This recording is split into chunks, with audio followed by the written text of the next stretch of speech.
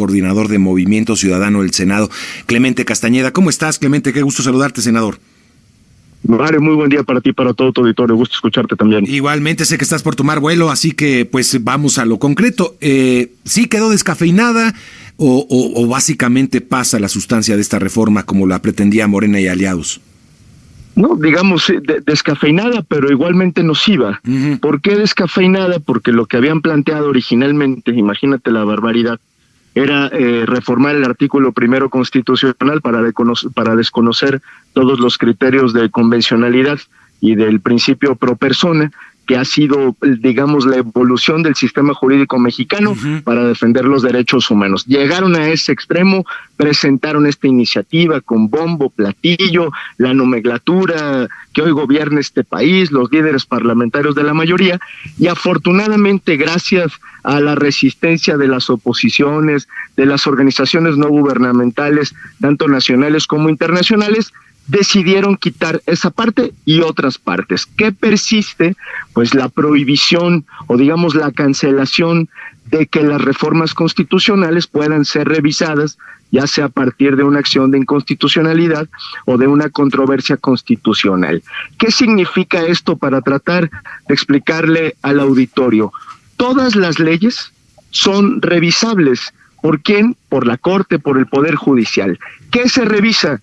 Si se pudieron procesar, discutir con amplitud, respetando los derechos de los legisladores, si siguieron el proceso legislativo, o incluso si tienen criterios de constitucionalidad, es decir, si no trastocan la esencia de la Constitución.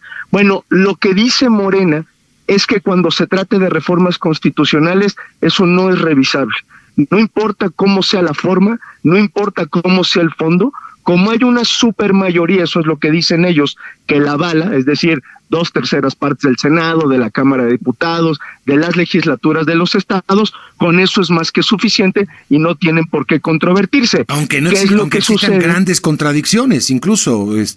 Aunque existan problemas de forma y de fondo, Mario, ese es el escándalo del asunto, que además en el resto del mundo, porque sí México es una excepcionalidad, en el resto del mundo claro que existe el control de la constitucionalidad para reformas constitucionales. Déjame ponerlo en estos términos, a ver si puedo ser más claro.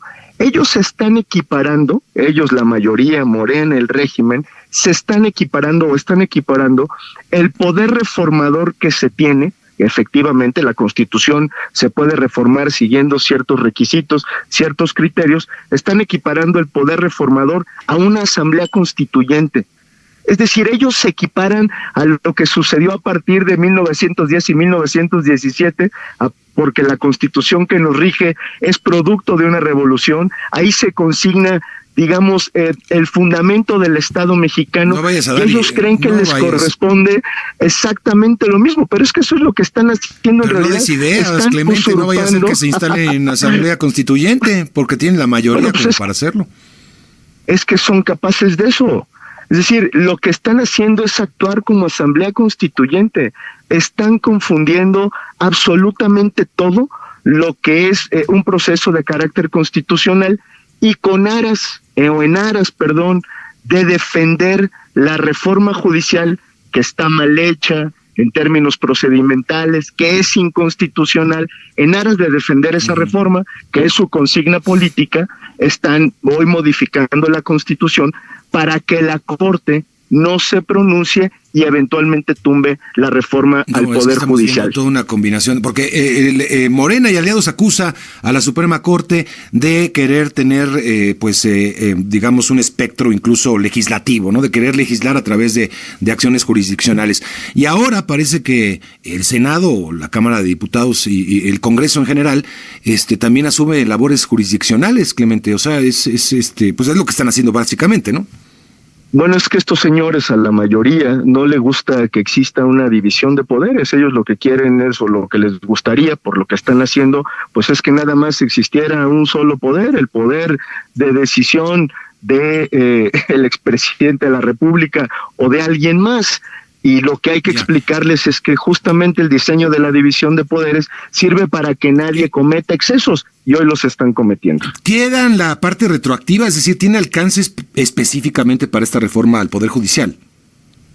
Es que uno de los transitorios de la reforma del día de ayer dice explícitamente que todos los asuntos que estén en proceso, entre otros justo la impugnación que hay sobre la reforma judicial, quedan sin efectos, es decir, se sobresee, como dicen los abogados, y se acabó el litigio. Eso es a todas luces violación de un principio de derecho, porque no puede haber una retroactividad de la aplicación de la ley en perjuicio de nadie, y en este caso a quien se estaría perjudicando es a quienes nos hemos inconformado por la reforma judicial. De ese tamaño las barbaridades que están cometiendo. Creo que el día de ayer quedó claro que entre este régimen, el hoy oficialismo, no tiene muchas diferencias con el viejo régimen de ni los veo ni los oigo. No me importa lo que digan las oposiciones, no me importa lo que digan distintas voces sensatas, no me importa lo que digan las y los académicos, los expertos en teoría del derecho, en constitucionalismo. Vamos a hacer lo que nos plazca. ¿Qué va a pasar, hoy, Clemente? Va a pasar esto, ¿no? Hoy pasará en Cámara de Diputados y seguramente en también las mayorías de los congresos estatales.